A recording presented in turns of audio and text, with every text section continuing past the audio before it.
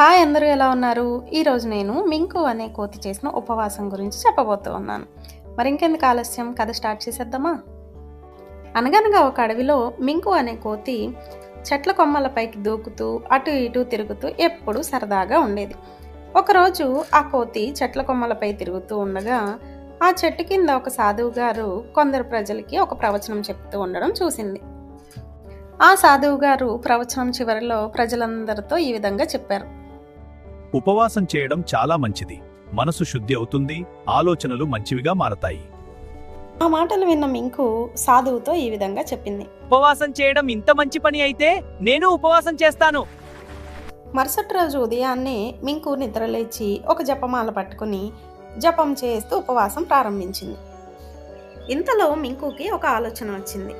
నేను రోజంతా ఉపవాసం చేస్తే బాగా అలసిపోతానేమో, ఉపవాసం అయ్యాక తినడానికి కొన్ని పండ్లు తెచ్చి పెట్టుకుందాం అనుకుని జపమాల పక్కన పెట్టి వెళ్ళి ఒక బుట్ట నిండా రకరకాల పళ్ళు కోసుకుని తెచ్చుకుంది. ఆ పండ్ల బుట్టను తన పక్కనే పెట్టుకుని మరలా జపం ప్రారంభించింది. జపం మధ్యలో మింకుకి మరలా రకరకాల ఆలోచనలు ప్రారంభమయ్యాయి. ఉపవాసం వల్ల నాకేమైనా నీరసం వచ్చి పండ్లు నోట్లో పెట్టుకోలేకపోతే ఎలాగా అనుకుని ఒక పండు తీసి నోట్లో పెట్టుకుంది. పండు నోట్లో ఉండడంతో జపం సరిగా రావడం లేదని, సరేలే ఇది చిన్న పండే కదా, ఇది తినేద్దాం అనుకుని ఆ పండు తినేసింది.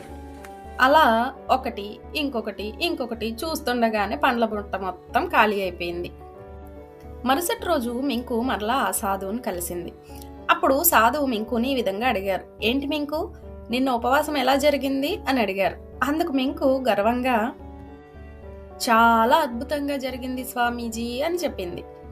అప్పుడు సాధువు నవ్వుతూ పక్కనే పడి ఉన్న పండ్ల తొక్కులను చూసి, ఈ పండ్ల తొక్కులను చూసి నువ్వు ఉపవాసం ఎంత బాగా చేశావో నాకు అర్థమైపోయింది అని నవ్వారు.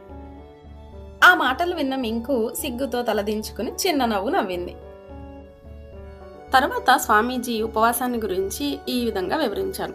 ఉపవాసం అంటే ఆహారాన్ని నియంత్రించుకోవడం కాదు, మనసులోని ఆలోచనలను నియంత్రించుకుని మనసుని దేవునిపై లగ్నం చేయడం అని చెప్పారు. ఈ కథ మీ అందరికీ నచ్చింది కదా? మరైతే మ్యాజికల్ తెలుగు టేల్స్ ఛానల్ ని వెంటనే సబ్స్క్రైబ్ చేయండి. అలాగే వీడియోని లైక్ మరియు షేర్ చేయడం మర్చిపోకండి. మరొక మంచి కథతో మళ్ళీ కలుద్దాం. Thanks for watching magical Telugu tiles.